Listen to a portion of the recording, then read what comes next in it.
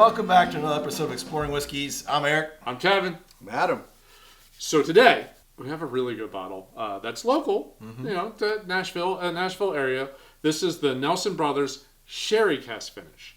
You probably would have seen the Belle Meade line that had a lot of different finishes. Yeah. They had the Sherry Cask, the Moderna Cask, the Honey Cask, things like that. A year, 2 years ago, somewhere's in that range, they decided, the people that own it, it's Green Brier Distillery, they decided to change their primary line from Belle Meade and get away from that and change it to the Nelson Brothers. So they switched over. So the Belle Meade Reserve became the Nelson Brothers Reserve, and the Belle Meade Classic became the Nelson Brothers Classic. Yep. And we went up there right when they did it, and actually we were talking to the bartender, and we're like, well, what are you doing with your finishes? Are they going to be Nelson Brother? Or are you going to keep the finishes as Belle Meade? At the time, they didn't know. Well, we found out. We now know the answer to this. Yeah. So they switched over to Nelson Brothers. Except it makes sense. Except for at the Belle Meade mansion. Plantation. Yeah. At the plantation, they'll still have Belle Meade bourbon. Belle Meade bourbon. But I heard when those barrels go away, it's gone. It's gone? It's going to be gone. See, they told us that it will stay local. Okay. Select all national is going to be this. So they'll still, and they're creating their own. They've always made. No, they haven't always made. They their didn't own always stuff. make their own stuff. No, but I think this is theirs. I've been excited to try this new bottle. I saw it. I love the Reserve. The Belle Meade Reserve is one of my favorite bottles. Yep. I love that bottle. That's a really solid. And I will honestly, the Belle Meade Reserve is better than the Nelson Brothers Reserve, my opinion. Not that the Nelson Brothers is bad, but that Belle Meade one just has a couple better notes to it. It just says where it's bottled. It doesn't. Okay, it doesn't say where it's distilled. I think it's theirs, but I really don't know. I mean, if it's somewhere else, you got to say it. It's got to be. Yeah, they have label, to. Right? They're supposed to say that it's distilled someplace else. So this is. So Oloroso Sherry Casks is what they're finishing this in. So a lot of scotches do that. Not so many bourbons do that. Mostly because bourbon would overpower a sherry cask, but it's got that really good dark nose. Dark fruit nose. Yeah. Oh yeah. I got a cakey note like this. It's very pastry note. I don't get it. Can't quite. I'm not getting a pastry. Red velvet. Yeah. I mean, I get a dark fruit. Definitely a dark fruit. A cherry, plum, something really like dark like that. Dark stone fruit with a nice light sweet.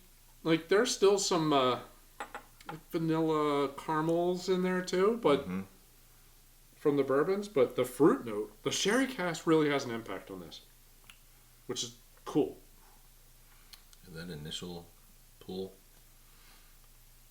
very vanilla caramel heavy in the front, and then you pick up more of the fruits as it goes to the back. Stone fruit. Then it kind of dried out a little bit.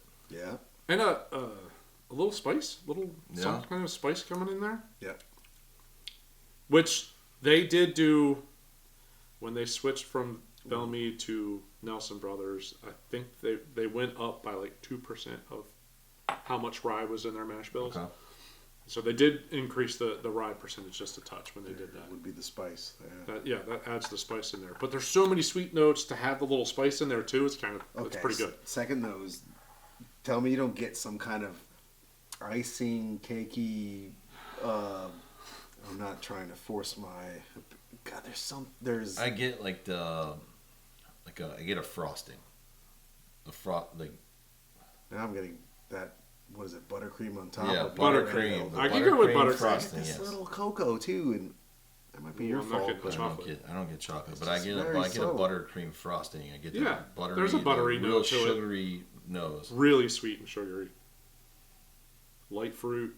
A very sweet whiskey, but really a solid whiskey. And it's changing on me a little bit, which I love. I love that. I love when whiskeys just kind of evolve. Open up a little bit. Open up. Yes. Yeah. Agreed. It's so much fun when you sip on something and then now that sweetness is just hanging around. The fruity, dark fruit, cherry. Very fruity. Right in the middle. Cherries and those black cherries. What are they? Bings? Are Bings the really dark ones? Yeah. That's good. And it's 100 proof. Yeah. Big fan of that. Yeah, if All it right. wasn't $90, I would love to make cocktails out of that bad boy too. Yeah. No, Yeah, you can't. I would agree. It's too expensive. Yes, I would agree. Man, who said chocolate? He did. Man. It's the red velvet thing. It's like I was getting this cake. I was getting this very The initial, heavy. dude, the very beginning of the palate, there's a chocolate. Like It's a so much- cherry cordial. Yeah, you can go there. Yeah. I could definitely, Yeah, I could go to that. The nose didn't change that much. Sweet fruit, a little bit of wood note. I'm not But getting the as palate- much as I'm not getting as much cake or a pastry or bready note as I'm Well, I getting never from got the- that. So. I can see the chocolate now. Like when you put it, Yeah. I put it in, just kind of let it sit there. And when I say chocolate, I don't mean like chocolate bar you're eating. I'm like you're smelling a cocoa powder. Even just it's not. Okay, yeah, I can. now, yeah.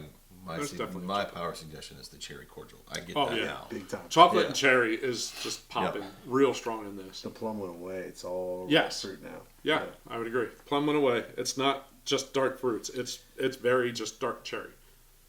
I like this guy. It's solid bottle. Solid bottle. So even with the transition from Belle Meade to this, they kept the same. It's the same bottle. Yeah. Yep, same Just bottle. change, Nothing's just different. change the label. And it makes sense. You can't do two labels. You can't do. I mean, I guess you could, but it's not smart business practice. No, you gotta- don't want to. But Yeah, that was you my kicker.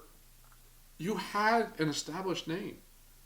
But that was You won awards That's under an that name. established really around here in Middle Tennessee. The Belle Meade name. Yeah. Yeah. It has its reaches in Middle Tennessee. They need, like the guy told us, like they needed to raise money. Like they put a bottle out. It had some name recognition yeah. to it. It gained some popularity. Yeah. And once it gained the popularity, 3 3 stars. stars in the barrel. We Yeah. talked about that. yeah. Eric's point is valid, and I think you brought it up as well. $95 is what you're going to pay for this. It's a hard pull for $90. It's tough. Yeah. There's a lot It's of good. Is it $90 good? I'm going to go with no. It's probably not $90 good. No. If that was $60-$70, I'd buy it all day long because it'd be a All great. day. That would I'd make cocktails with that. Yep. But their reserve is $60. So their pricing is a little bit higher, but they're And all their smaller. special releases come out, and they're $130, They're crazy. $135. Yep. I'm all about paying a little bit more for extra effort. This is a This is a finished True. whiskey. So Absolutely, yeah. It takes effort to put your To- distillate, barrel it, Get put it to another barrel, put that- yep. That's Age work. it, then Absolutely. you got to put in another barrel, age it for Some amount. But how Ounces. much? This is 3 times. I mean, what are we talking about here? Like, what is the price differential? How much are we paying for this extra work here? It's So doesn't the work regular reserve, I want to say the regular reserve is $60. out. Yeah, it's not. So It's not is worth- it 50% better than the regular reserve? Nope. No. And I think the classic is 40 something Yeah. or almost 50, somewhere Nope. in that ballpark. And I feel like there's a big difference between the classic and the. The reserve was Reserve, much better yeah. than the classic. Yeah. Yeah, the classic did not translate well. I'm gonna go use that. I'm gonna say when I saw you pull it out, I had no idea you had it, and I was very excited. Yeah, yeah, You bought it. yeah. 'Cause No, when I tried it's it- good. No, it's good. It's very good. It's It's very very good. I would recommend a pour rather than maybe buying a bottle. Yeah, try it. If Um, you're sure. And then if you really love it, or if you love finished whiskeys, I remember even Yeah, when for we sure, went finished to whiskeys. Nelson's Green Brier, and it was when they were making the switch over.